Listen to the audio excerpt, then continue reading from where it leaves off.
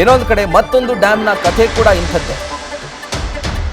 ತುಂಬಿದ್ದ ಕಬಿನಿ ಡ್ಯಾಮ್ ಅನ್ನ ಸರ್ಕಾರವೇ ಖಾಲಿ ಮಾಡ್ತಾ ಇದೆ. ದಿನಕ್ಕೆ 1 TMC ನೀರನ್ನ ರಿಲೀಸ್ ಮಾಡ್ತಾ ಇದೆ. 10 ದಿನಕ್ಕೆ ಆಗಲೇ 10 ಅಡಿ ಖಾಲಿ ಆಗಿದೆ. ಕುಡಿಯೋ ನೀರಿನ ಸಂಕಷ್ಟ ಈ ಬೇಸಿಗೆಗೆ ಎದುರಾಗೋದು ಖಂಡಿತವಾಗ್ಲೂ ಫಿಕ್ಸ್. ದಿನೇ ದಿನೇ ಕಬಿನಿಯಿಂದ ಹೊರಹರಿವಿನ ಪ್ರಮಾಣ ಹೆಚ್ಚಾಗ್ತಾ ಇದೆ.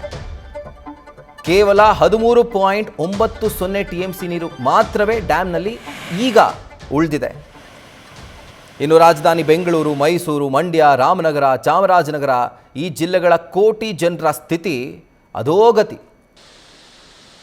ಬೇಸಿಗೆವರೆಗೂ ಈಗಿರುವಂಥ ನೀರಿನ ಪ್ರಮಾಣವನ್ನು ಇಟ್ಕೊಂಡು ಬೇಸಿಗೆವರೆಗೂ ಅದನ್ನು ನಾವು ಸಾಗಿಸ್ತೀವಿ ಅಂತಂದರೆ ಅಲ್ಲಿಗೂ ಸಾಲೋದಿಲ್ಲ. ಬೇಸಿಗೆವರೆಗೂ ಬರೋದೇ ಡೌಟ್. ಆಗ ಸರ್ಕಾರ ಏನು ಮಾಡುತ್ತೆ ಕಾದು ನೋಡಬೇಕು. ಈಗ ಎರಡೂ ಕೈಯಿಂದ ಬಾಚಿ ಬಾಚಿ ಕೊಡ್ತಾ ಇದೆ, ತಳ್ತಾ ಇದೆ. ಆಮೇಲೆ ಏನು ಮಾಡುತ್ತೋ ಕಾದು ನೋಡಬೇಕು. ಜಲಾಶಯದ ಒಟ್ಟು ಎತ್ತರ 84 ಅಡಿ, ಆದರೆ ಈಗ 74 ಅಡಿಗೆ ಕುಸಿದಿದೆ ಕಬಿನಿ ಜಲಾಶಯದ ನೀರಿನ ಮಟ್ಟ. ಕಳೆದ ವಾರ ಸಂಪೂರ್ಣ ಭರ್ತಿಯಾಗಿತ್ತು. ನಾವೇ ಸುದ್ದಿಯನ್ನು ಪ್ರಸಾರ ಮಾಡಿದ್ವಿ. ಬಾಗಿನ ಅರ್ಪಿಸೋದೊಂದು ಬಾಕಿ ಇತ್ತು.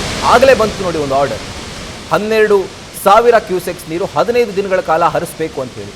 ಆಗ ಸರ್ಕಾರದ ಕಣ್ಬಿದ್ದಿದ್ದು ಕಬಿನಿ ಜಲಾಶಯದ ಮೇಲೆ. ತುಂಬಿದೆಯಲ್ಲ, ಹರಿಲಿ ಬಿಡಿ ಅಂತ ಹೇಳಿ.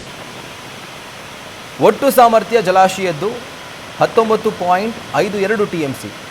ಆದರೆ ಈಗ ಪ್ರಸ್ತುತ ಸಂಗ್ರಹಣೆ ಆಗಿರುವಂಥದ್ದು 13.90 TMC ನೀರು ಮಾತ್ರ.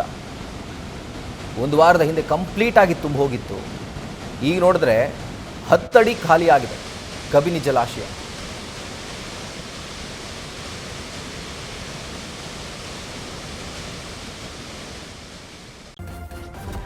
ನ್ಯೂಸ್ ಫಸ್ಟ್ ನಿರ್ಭೀತಿಯಿಂದ ನಿಮ್ಮ ಪರವಾಗಿ.